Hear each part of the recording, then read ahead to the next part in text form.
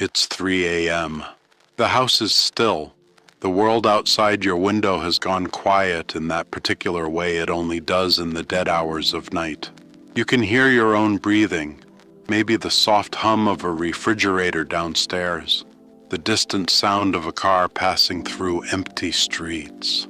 And in this stillness, something strange happens.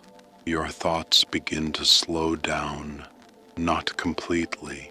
They never completely stop, but between one worry and the next, between one memory and the next rehearsal of tomorrow, there are these small gaps, brief moments of nothing. In those gaps, who are you? When the voice in your head finally pauses to take a breath, when the endless commentary about your life goes momentarily quiet, what remains? Are you the thoughts, or are you the one hearing them? Are you the story you've been telling yourself for decades? Or are you the silent awareness in which that story appears and disappears over and over again, like waves rising and falling on an ocean? Most people never ask this question. They spend their entire lives listening to the voice in their head, believing every word it says, convinced that this stream of mental chatter is who they fundamentally are. And because of that belief, they suffer, they struggle, they resist what is.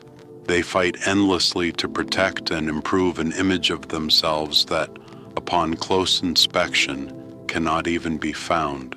Tonight, if you stay with me, we're going to look into the silence between your thoughts, not as an abstract spiritual concept, but as the most intimate, immediate, unavoidable truth of your existence.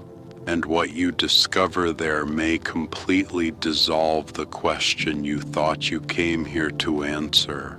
There is a problem at the very heart of human experience, a problem so fundamental, so close to you, that you've likely never even seen it clearly.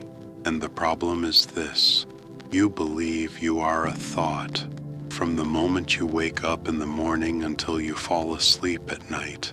And often even in your dreams, there is a voice narrating your life, commenting, judging, planning, worrying, remembering. This voice talks about you constantly. I need to do this. I shouldn't have said that. What will they think of me? I'm not good enough. I need to be better. I have to fix this.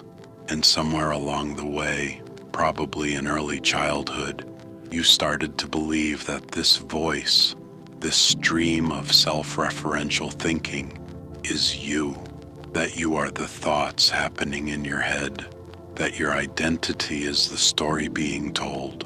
The philosopher Alan Watts spent much of his life pointing to the absurdity of this identification, noting that we suffer precisely because we confuse the map with the territory, the menu with the meal, the thought about reality with reality itself. When you live entirely in your thoughts about life, you are never actually in contact with life as it is.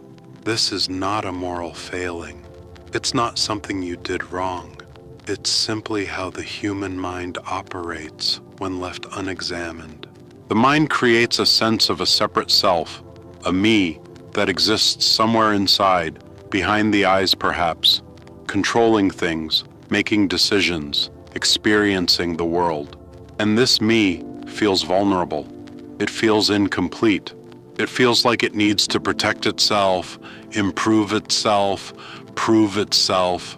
So you spend your energy defending this self, building it up, trying to make it acceptable to others, trying to make it feel secure and worthy and enough. You work on your self-esteem, your self-image, your self-concept. All of these are mental constructs, stories, collections of thoughts, claiming to describe a solid, continuous entity called you. But here is the devastating question, the one that begins to crack the whole illusion wide open. Where is this self you're so busy defending? Not in theory, not as a concept, actually, experientially, in your direct immediate experience right now. Where is the self? Is it in your body? If you look at your hand, is that hand you? Or is it something you are aware of, something appearing in your field of consciousness? If you feel tension in your chest, is that tension you? Or again, is it a sensation you are noticing, a temporary phenomenon arising and passing away in the space of your awareness? Is the self in your thoughts? If you watch your thoughts carefully, you see that they come and go. They appear uninvited. A thought arises about what you'll have for dinner. You didn't consciously produce that thought. It simply showed up. Then it disappears, replaced by another thought and another, endlessly. If thoughts come and go like clouds in the sky, how can you be a thought? Clouds are not the sky. They appear in the sky. They move through the sky. But the sky itself is the vast openness that remains whether clouds are present or not. This is the heart of the paradox. The you that feels so real, so solid, so obviously present, cannot actually be located when you look for it carefully. It's like trying to find the exact point where a rainbow touches the ground. The closer you get, the more it recedes, not because it's hiding, but because it was never a solid thing to begin with. It was always an appearance, an optical illusion created by conditions. And this is where most people get stuck, because the mind, which has spent a lifetime building and defending this sense of separate self, does not want to see through the illusion. The ego does not want to recognize that it is just a pattern of thought, not an entity. So it resists. It fills every gap with more thinking. It turns even the search for truth into another project for the self to accomplish. I need to become enlightened. I need to silence my mind. I need to find my true self. Do you see the trap? The one who is searching is the illusion. The one who wants to become something other than what it is now is the problem itself, disguised as the solution.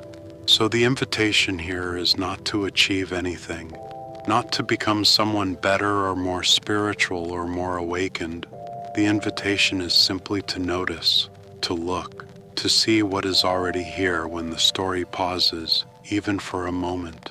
Between this thought and the next one, there is a gap, a silence, and in that silence, something is present that has nothing to do with your history, your personality, your successes or failures. Something that is aware, that is awake, that is simply here, noticing everything, touched by nothing.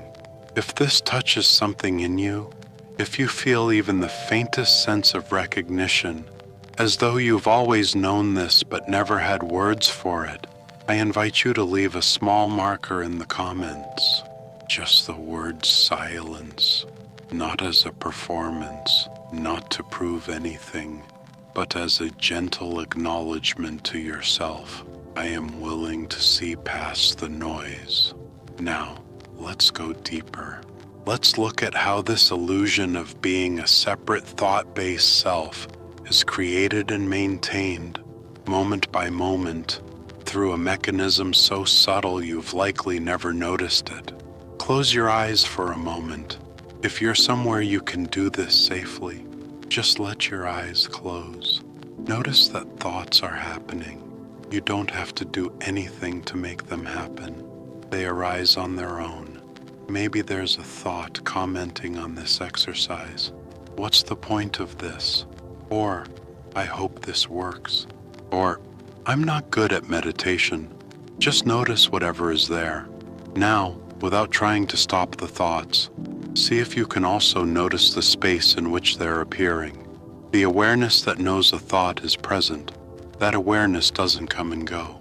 The thoughts come and go, but the knowing of them, the simple, immediate recognition that a thought is here, that seems to be constant, doesn't it?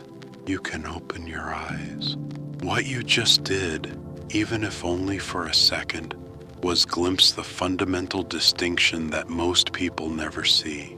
There are thoughts, and there is the awareness of thoughts. There is experience, and there is the knowing of experience.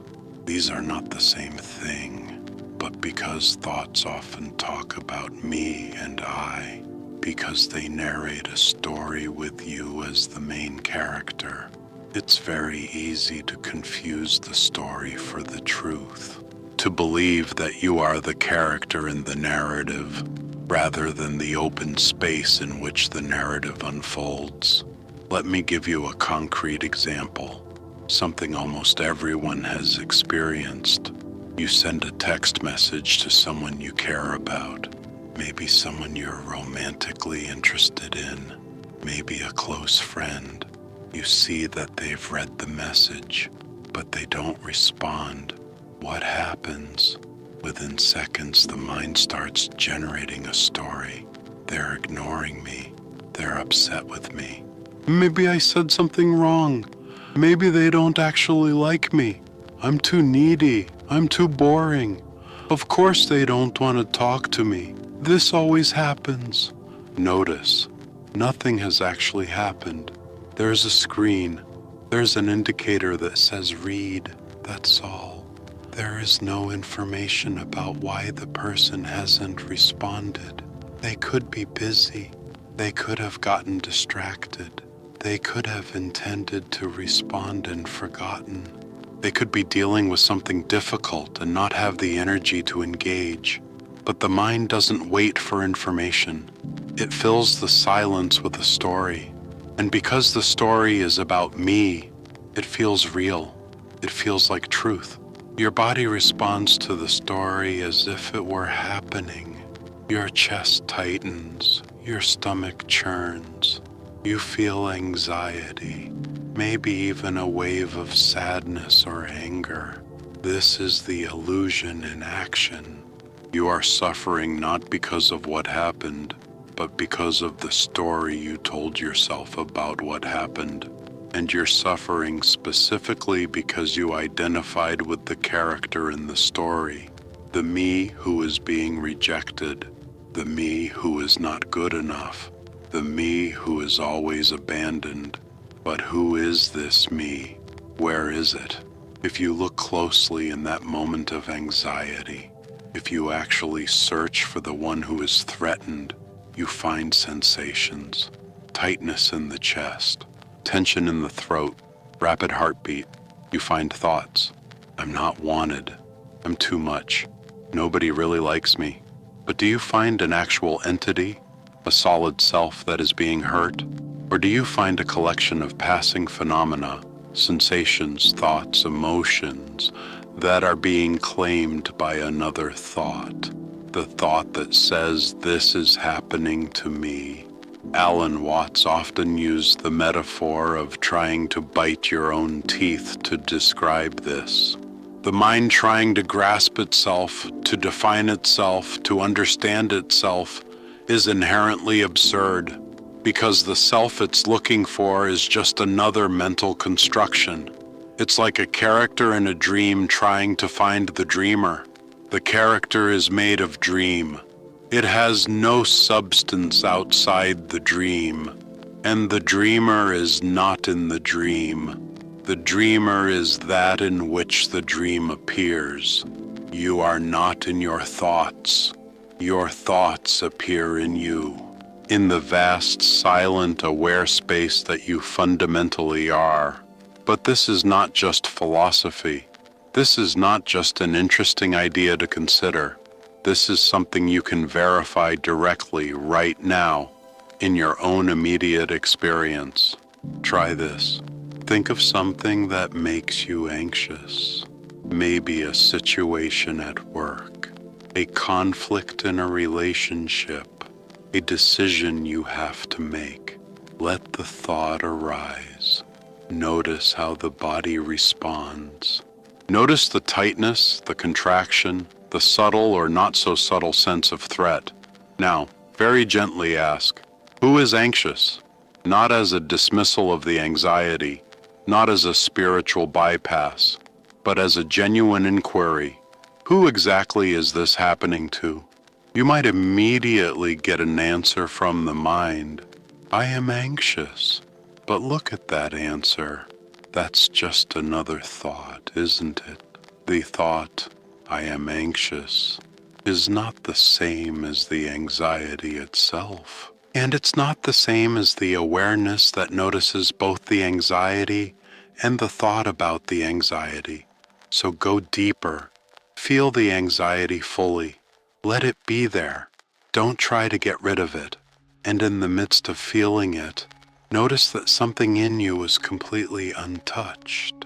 There is a quality of awareness, of presence, of simple being that is not anxious. It is aware of anxiety.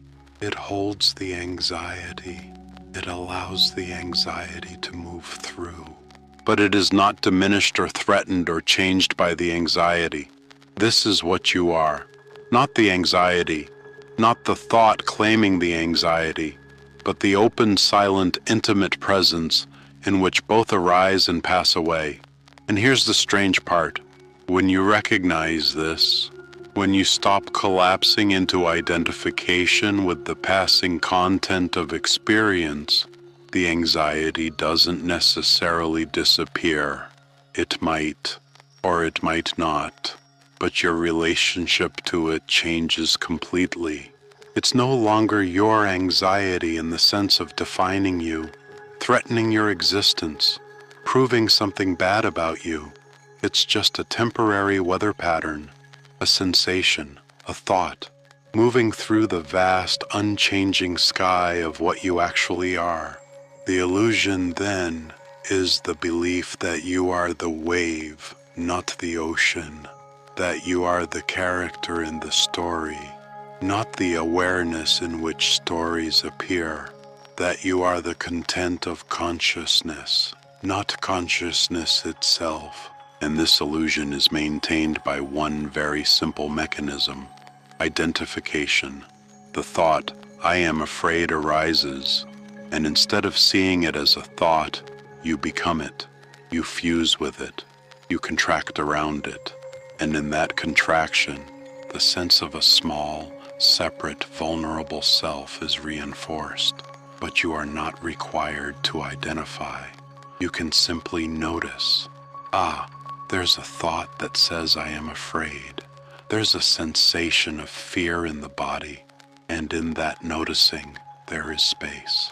There is distance, not the distance of dissociation or detachment, but the natural spaciousness of awareness itself, which is always already here, always already free, always already untouched by what it contains.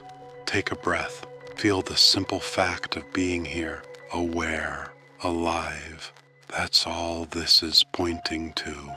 Nothing exotic, nothing you have to achieve. Just the recognition of what has always been obvious, hidden only by the assumption that you are something other than the awareness you already are. So if the separate self is an illusion, if it cannot actually be found when you look for it, why does it feel so convincing? Why does it dominate almost every moment of human experience? Because it is constantly being reinforced, rebuilt, reasserted through a mechanism that operates so quickly, so automatically, that it's almost invisible. And the mechanism is this: resistance. The ego, this sense of being a separate entity, survives by resisting what is, by saying, constantly in 1,000 subtle ways, this should not be happening. This is wrong. This is a problem. I need to fix this. I need to control this. Watch your own mind for just a few minutes and you'll see this clearly. You sit down to rest, and immediately there's a thought. I should be doing something productive. You feel tired and the mind says, you shouldn't be tired. You didn't even do that much today. You feel a moment of peace, and the thought arises, how do I keep this? How do I make sure I feel this way tomorrow?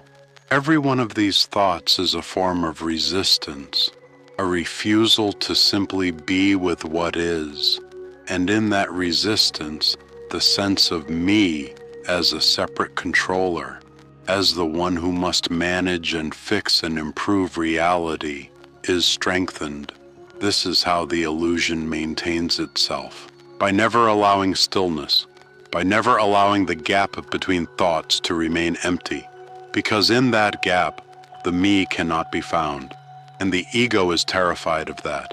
It experiences the silence between thoughts as a kind of death, which, in a sense, it is. The death of the story, the death of the image, the death of the constructed self. Alan Watts pointed to this beautifully with the metaphor of muddy water. If you want muddy water to become clear, the worst thing you can do is stir it. Every attempt to fix it, to speed up the process, to make it clear through effort, just creates more turbulence, more cloudiness. The only way for the water to clear is to leave it alone, to let it settle by itself. But the mind hates this. It wants to do something. It wants to be the hero of the story. I will fix my anxiety. I will overcome my fear. I will become enlightened. And every I will is the ego reasserting itself, claiming ownership over experience, maintaining the illusion of a separate doer who is in control. The truth is, you are not in control, not in the way the ego imagines. Thoughts arise without your permission. Emotions arise without your consent. The heart beats, the lungs breathe, the body digests food, the eyes see, the ears hear. All of this is happening, and you, the constructed sense of a separate self, are not doing any of it. What you are is the space in which it all happens. The awareness that knows it's happening. And awareness doesn't control. It doesn't resist. It doesn't manipulate. It simply allows. It simply sees. It simply is. But the ego cannot tolerate this. Because if there is no doer, no controller, no separate entity managing everything, then what is the ego? It's revealed as a phantom, a habit of thinking, a collection of conditioned responses pretending to be a person. So the mind fills every silence with more thinking. It turns even the spiritual search into another project. I need to meditate more. I need to read more books. I need to find the right teacher. I need to have a breakthrough. And all of this seeking is just the ego in disguise, trying to become something, achieve something, prove something, rather than simply recognizing what is already here. Consider this. Have you ever tried to force yourself to fall asleep? The more you try, the more awake you become, because trying is itself a form of tension. Sleep happens when you let go, when you stop trying, when you allow. It's the same with recognizing your true nature. You cannot force it. You cannot achieve it. You cannot make it happen through effort, because what you are looking for is what is already looking. The awareness you are seeking is the awareness that is seeking. You are always already that which you are trying to become. The mechanism of the illusion, then, is this. Identification creates the sense of a separate self. That separate self feels incomplete, threatened, inadequate. It then tries to fix itself, improve itself, protect itself through thinking and doing. But all of that thinking and doing just reinforces the sense of separation. The wheel spins. The ego defends its own existence by creating problems it then heroically tries to solve. And the ultimate problem the ego creates is the problem of me. What's wrong with me? Why can't I be happy? Why can't I be at peace? What do I need to do to fix myself? But you are not broken. There is nothing wrong with you. The only problem is the belief that there is a you that could be broken in the first place. Let me be very direct. You do not exist as a separate, solid, continuous entity. What exists is a flow of experience, thoughts arising and passing, sensations arising and passing, perceptions, emotions, memories, all arising and passing in the open space of awareness. And that awareness is not personal. It's not yours. You don't own it. You are it. When a thought arises, it doesn't belong to anyone. It appears in consciousness the same way a bird appears in the sky. The sky doesn't claim the bird. The sky doesn't say, I am a bird. It simply allows the bird to pass through. In the same way, awareness allows thoughts, feelings, sensations to pass through. It doesn't claim them. It doesn't identify with them. It simply witnesses them. The suffering comes from the claiming, from the thought that says, this is my thought, this is my fear, this is my life, this is my problem. That claiming is the ego. That claiming is the illusion of separation. And that claiming is optional. You don't have to claim anything. You can simply let experience be. Let thoughts come and go. Let feelings rise and fall. Let the body do what the body does. And in that allowing, in that deep letting go of control, the separate self begins to dissolve, not as a dramatic event necessarily, but as a quiet recognition. Oh, there's nobody here who needs to manage all of this. It's already happening. It's already being taken care of. I am simply the space in which it unfolds. This is not passivity. This is not checking out of life. This is the deepest engagement possible. Because when you stop resisting what is, when you stop trying to control and manipulate reality to fit your mental image of how it should be, you become available to life as it actually is. You become responsive rather than reactive. You move with the flow rather than constantly fighting against it. And here's the paradox. When you stop trying to control your thoughts, they often become quieter. When you stop resisting your emotions, they move through you more easily. When you stop defending the ego, you become less vulnerable, not more. Because there's no longer a fragile image of yourself that needs constant protection. True invulnerability is not having thick armor. It's having no self to defend. And this is not something you do once, and it's finished.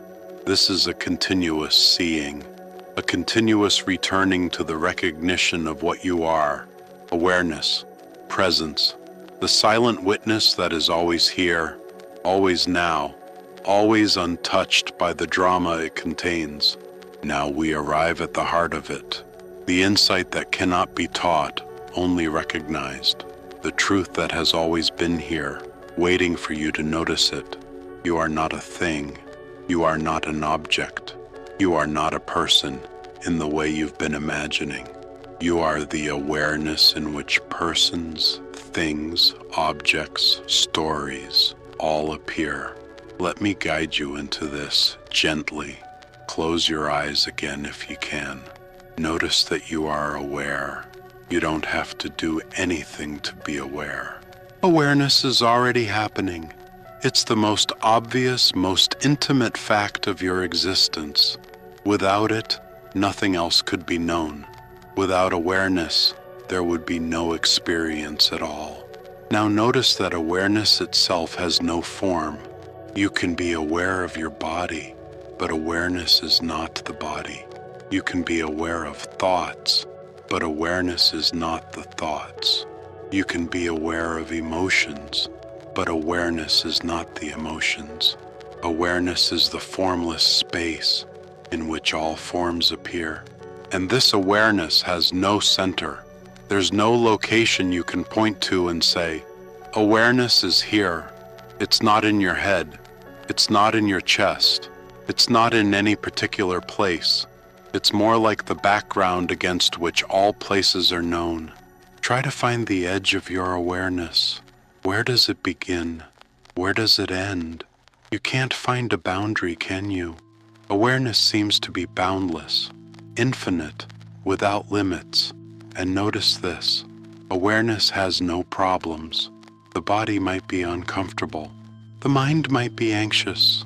But the awareness that knows discomfort, that knows anxiety, is itself completely at peace. It's like the screen in a movie theater. Terrible things might be happening in the film.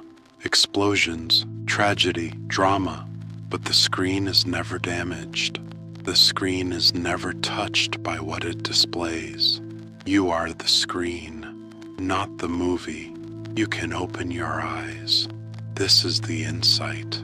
This is the recognition that dissolves the fundamental illusion. You have been trying to improve the character in the movie, trying to fix the character, make the character happy, successful, loved, secure, and all the while, you were never the character. You were always the screen, always the awareness, always the vast, open, silent presence in which the entire drama of your life appears and disappears. And from this perspective, everything changes and nothing changes. The same challenges are still here, the same body, the same relationships, the same job, the same history, but the one who is suffering over all of it, the one who is taking it all so seriously, the one who was convinced that their happiness depended on fixing everything, that one is seen through, that one is recognized as a story, a very convincing story perhaps, but just a story. And you are not the story. You are the listening to the story. When this clicks, even slightly, there's often a sense of immense relief because you realize you don't have to carry the weight of being a separate self anymore. You don't have to defend an image. You don't have to live up to expectations, whether your own or others. You don't have to become anything. You already are what you've been seeking. This is what the ancient traditions called enlightenment, awakening, liberation, not as a special state you achieve after years of practice, but as the simplest recognition. I am not the content of experience. I am the awareness of experience, and awareness is always free, always whole, always enough. You don't get there by becoming more spiritual. You get there by seeing that the one who wants to become more spiritual is the illusion you're trying to see through. Alan Watts often said, "You are an aperture through which the universe is looking at itself." You are not a separate observer standing apart from reality. You are reality, temporarily taking the form of a human being, experiencing itself from this particular angle, through this particular nervous system, in this particular moment. The wave is not separate from the ocean. It is the ocean, temporarily waving, and when the wave crashes and disappears, nothing is lost. The ocean remains. In the same way, when this body dies, when this collection of memories and personality traits dissolves, awareness does not die. Awareness is not born. It does not age. It does not end. It is the eternal witness, the unchanging background against which all change occurs. This might sound abstract, but it's not. It's the most concrete, most direct thing there is. Right now you are aware. That's not a belief. That's not a philosophy. That's immediate, undeniable, obvious, and that awareness that is here right now is not different from the awareness that was here when you were 5 years old. The content has changed. The thoughts, the body, the circumstances, all different. But the awareness itself, the simple knowing presence, is the same. And it's not just the same for you across time. It's the same awareness in everyone. When you look into someone's eyes and sense that they are aware, that they are present, that they are conscious, you are recognizing yourself. The same awareness looking out through different eyes. The same ocean appearing as different waves. This is why compassion arises naturally when you see through the illusion, because when you recognize that the separate self is a fiction, you see that everyone is struggling with the same fiction. Everyone is defending a phantom. Everyone is trying to make a ghost feel secure. And instead of judging them for it, instead of comparing your ghost to their ghost, you feel a deep tenderness, a recognition of shared humanity, shared confusion, and underneath it all, shared being. You are not enlightened and they are not. You are not awake and they are asleep. You are the same awareness, temporarily believing different stories. And the invitation is simply to stop believing the story so absolutely, to hold it lightly, to see it for what it is, a convenient fiction, a way of navigating the world, but not the truth of what you are. If this recognition is alive in you right now, if you feel that quiet yes somewhere in your chest, somewhere deeper than thought, I invite you to share this video with one person, just one, someone who might be suffering under the weight of their own story, not as a missionary, not to convert them, but as a simple gift. Here's something that helped me see through the noise. Let's keep going. So what happens when you recognize that you are not the story? What happens when you see, even for a moment, that you are awareness itself, not the content of awareness? Does everything suddenly become perfect? Do all your problems disappear? Do you walk around in a state of permanent bliss? No, that's not how this works. What happens is much more subtle and much more profound. You continue to live. You continue to have thoughts, emotions, sensations. You continue to have preferences, challenges, relationships, but the center of gravity shifts. Instead of being inside the experience, dominated by it, drowning in it, you begin to notice that you are the space in which experience happens. Thoughts still arise, but you're not as convinced by them. A thought says, "You're a failure," and instead of collapsing into that story, there's a gentle recognition. There's the failure thought again. Hello, old friend. The thought might still create a sensation in the body, but it doesn't define you. It doesn't determine your worth. It's just weather, just a pattern passing through. Emotions still move through you. You still feel sadness, anger, fear, joy, but you're not possessed by them in the same way. Sadness arises, and you feel it fully. You don't push it away. You don't spiritually bypass it with affirmations. You allow it. You let it move through. And because you're not resisting it, it doesn't get stuck. It doesn't become your identity. You're not a sad person. Your awareness, noticing sadness. In relationships, this changes everything. When someone criticizes you, insults you, rejects you, there's still a reaction. The body might tense, the mind might generate defensive thoughts, but underneath all of that, there's a stability, a knowing that who you are cannot be threatened by words, cannot be diminished by someone else's opinion, cannot be destroyed by loss or failure or humiliation. This doesn't make you cold or detached. In fact, It's the opposite. When you're not defending an image of yourself, you become more available, more present, more capable of actually listening to the other person, rather than just preparing your defense.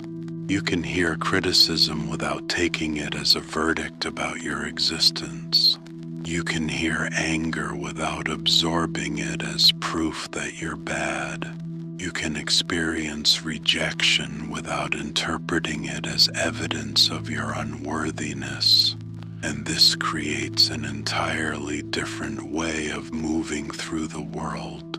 Instead of constantly bracing against life, constantly trying to control outcomes to protect your fragile self-image, you begin to relax. You begin to trust.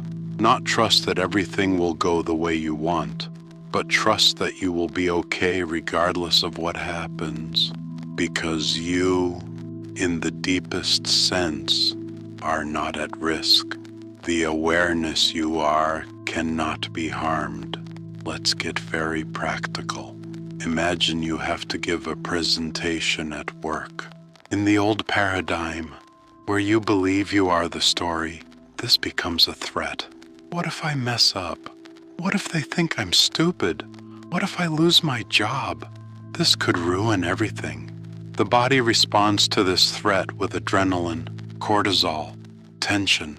The mind goes into overdrive, rehearsing, planning, imagining worst-case scenarios.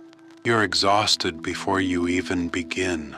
And when you finally give the presentation, you're not really present.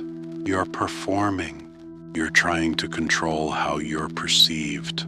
You're defending an image, but from the recognition of yourself as awareness, the same situation is experienced completely differently. There's still nervousness. The body still produces adrenaline. That's just physiology, but you're not identifying with it. You notice, nervousness is here. The body is preparing. Thoughts are racing. And instead of fighting it, you allow it. You let the nervousness be, and something interesting happens. When you stop resisting the nervousness, when you stop trying to get rid of it, it often lessens, or at least it doesn't dominate you. You can feel nervous and still speak clearly. You can feel the adrenaline and still think on your feet, because you're not collapsing into the sensation. You're holding it in the larger space of awareness. And if you do mess up, if you stumble over your words, if you forget something, if people seem unimpressed, the old self would spiral. I'm terrible at this. I always fail. Everyone thinks I'm incompetent. But from awareness, there's just a simple recognition. That didn't go as planned. Okay, what's next? No drama, no catastrophizing, no story about what it means about you. Just a moment that happened, and now this moment, and now this one. This is what it means to live from the silence between thoughts. You're still thinking, still planning, still navigating the world, but you're not enslaved by thought. You're not hypnotized by the story. You see it for what it is, a useful tool when you need it, and just noise when you don't. And this applies to everything, to fear, to desire, to success and failure, to praise and blame, to gain and loss. None of it touches the awareness you are.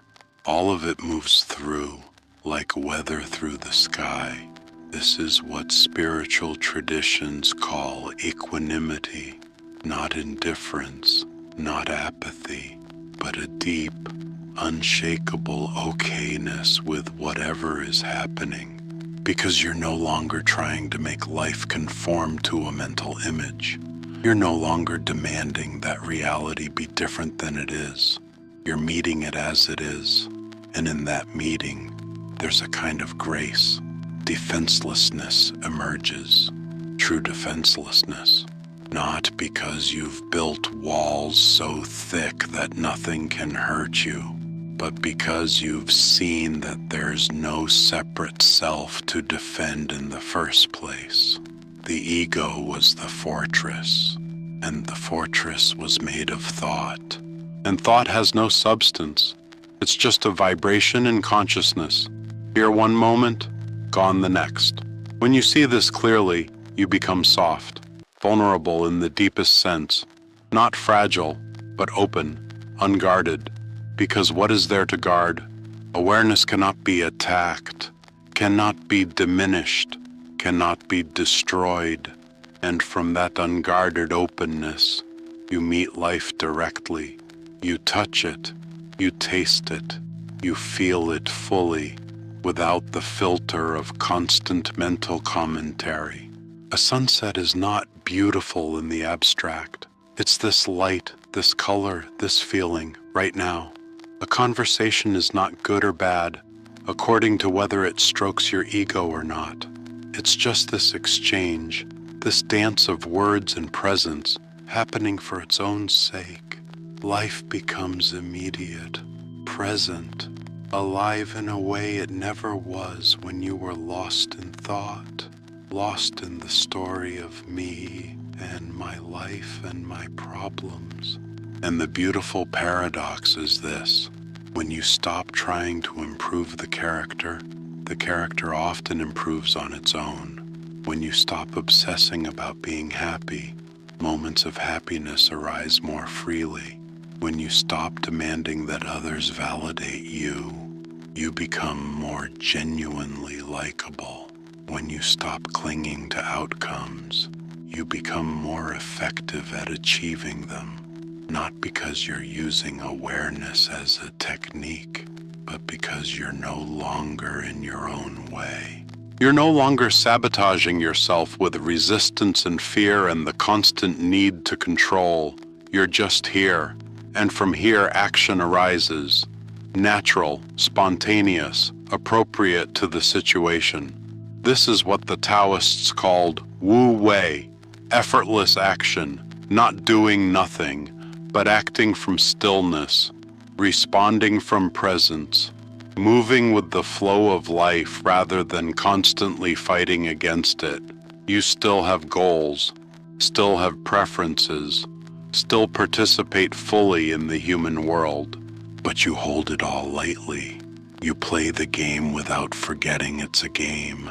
You take the role seriously enough to play it well, but not so seriously that you believe you are the role. And in that balance, there's freedom, real freedom, not freedom from life, but freedom within life, freedom to be completely human, completely ordinary, completely imperfect, and completely at peace with all of it. This is what living the truth looks like. Not perfection, not transcendence, just presence, just awareness, just the simple recognition moment by moment. I am not the noise. I am the silence that holds it. Let's deepen this even further, because what we're pointing to here is not new. It's not something I invented or Alan Watts invented. This recognition has been at the heart of contemplative traditions for thousands of years, expressed in different languages, different metaphors, but always pointing to the same essential truth. In Zen Buddhism, they speak of no mind, or mushin, not the absence of mind, but the state where you're not dominated by thought, where action arises spontaneously from presence rather than from calculation and self-consciousness. The Zen master doesn't think about how to move during a tea ceremony. The movement happens through them, natural and effortless, because they're not in the way. This is the same recognition. You are not the thinker. You are the space in which thinking happens. And when you rest as that space, action becomes spontaneous, appropriate, alive. In Advaita Vedanta, the ancient Indian philosophy, they speak of Atman and Brahman. Atman is your true self, the awareness that you are. Brahman is the ultimate reality, the ground of all being. And the central teaching is this: Atman is Brahman. Your true self is not separate from the ultimate reality. You are not a fragment of the universe. You are the universe appearing as a person. The wave and the ocean are one. When you recognize this, the sense of isolation dissolves. You're not alone. You've never been alone. You are the totality, temporarily experiencing itself from this particular angle. In Taoism, they speak of the Tao, the way, the natural flow of reality, and the teaching is to align with it, to stop forcing, to stop imposing your will on life, to trust the intelligence that beats your heart, grows your hair, digests your food, without any conscious effort on your part.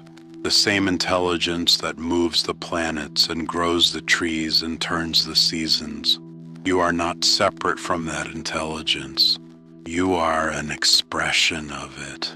And when you stop trying to control everything, when you surrender to the flow, life becomes effortless. Not easy necessarily, but effortless in the sense that you're no longer fighting yourself, fighting reality, fighting what is. All of these traditions, and many more, are pointing to the same simple truth. You are not who you think you are. The self you've been defending, improving, worrying about is a fiction. And what you actually are is so much vaster, so much more mysterious, so much more at peace than any thought could ever capture. But here's the thing. This is not a belief system. This is not something you adopt intellectually and then consider yourself enlightened. This is something you verify directly in your own immediate experience, moment by moment. It's not a one-time realization that solves everything forever. It's a continuous practice, a continuous returning, because the mind is conditioned to contract back into identification, to reassert the separate self, to claim ownership over experience. So you might have a clear moment where you see through the illusion, where you rest as pure awareness, where everything is obvious and simple and perfect. And then 5 minutes later, you're completely identified again, lost in a story, defending the ego, suffering over something that only exists in thought. And that's okay. That's part of the process. This is not about achieving a permanent state. It's about noticing when you've been pulled back into the dream and gently returning to presence, again and again and again. It's like training a muscle. At first, you can only hold awareness for a few seconds before thought pulls you back in. But over time, the recognition becomes more stable, more available, until eventually it's always here in the background. Even when you're fully engaged in life, you don't have to sit on a mountaintop. You don't have to withdraw from the world. You can have a job, a family, ambitions, passions, all of it. The invitation is simply to meet all of it from awareness rather than from the thought-constructed self. When you're washing dishes, notice the sensations, the warm water, the texture of the plate, the sound of the water. Don't make it into a chore that you have to get through so you can get to something better. Just let it be what it is. This moment, fully experienced. When you're talking to someone, actually listen. Don't spend the conversation preparing your next response. Don't filter everything they say through, how does this relate to me? Just be present. Let their words land. Let your response arise naturally, from presence, not from the ego trying to maintain a certain image. When you're feeling an emotion, feel it completely. Don't label it as good or bad. Don't make a story about what it means. Just feel the raw sensation. Where is it in the body? What's the quality of it? And notice that you, the awareness, are not the emotion. You're the space in which it arises. This is the practice, not meditation in the sense of sitting still for an hour, but meditation as a way of life, as a continuous returning to presence, to the silence beneath the noise. And from this, compassion naturally flowers. Not forced compassion, not, I should be more compassionate because that's what spiritual people do, but organic compassion that arises when you see clearly, when you recognize that you are not the separate self. You also recognize that no one else is either. Everyone is the same awareness, temporarily believing they're a person, struggling to make that person acceptable, secure, happy. Everyone is defending a fiction. Everyone is suffering from the same misunderstanding. And when you see that, how can you hate? How can you judge? How can you hold grudges? It's like watching children play pretend and get upset about the rules of the game they themselves invented. You don't take it seriously. You feel tender toward it. This doesn't mean you become passive. It doesn't mean you accept harmful behavior, but you respond from clarity rather than from ego. You set boundaries without making the other person wrong. You protect yourself and others without needing to demonize anyone. You see that hurt people, and you respond with strength and compassion simultaneously. And you begin to notice the sacred in the ordinary, not as a concept, but as a direct perception. The way light falls on a table, the sound of rain, the breath moving in and out, all of it appearing in the same awareness that you are. All of it expressions of the same reality, playing with form, dancing as appearance. Life becomes less heavy, not because your circumstances change, but because you're no longer carrying the weight of a self that needs constant maintenance. You're just here, aware, present, and everything that arises in you, to you, as you, and then passes away, and then something else arises, endlessly, beautifully, for no reason at all except the sheer joy of existence. This is what Alan Watts called the divine play, or Lila, the universe playing hide and seek with itself, pretending to be separate so it can experience the joy of remembering its oneness. You are the universe playing the role of a person and slowly waking up to what you've always been, and there's no arrival point, no final destination. This is it, right now, this moment, this breath, this awareness. This is the whole thing, not a step on the way to something better, but the thing itself, fully here, fully complete, fully enough. Rest in that for a moment. Just be. No need to understand. No need to improve. Just simple, effortless being. That's all you are. That's all you've ever been. That's all you could ever be. Come back now, gently, to this room, to this body, to this strange hour of the night where you find yourself listening to someone talk about silence. Feel where you're sitting or lying. Feel the contact between your body and what supports it. Feel the temperature of the air on your skin. Notice the sounds around you. Maybe a clock ticking. Maybe the hum of traffic. Maybe just the sound of your own breath moving in and out without any effort from you. And notice that thoughts are still happening. The voice in your head hasn't gone away. It might be commenting on this video right now. Did I get it? I'm not sure I understand.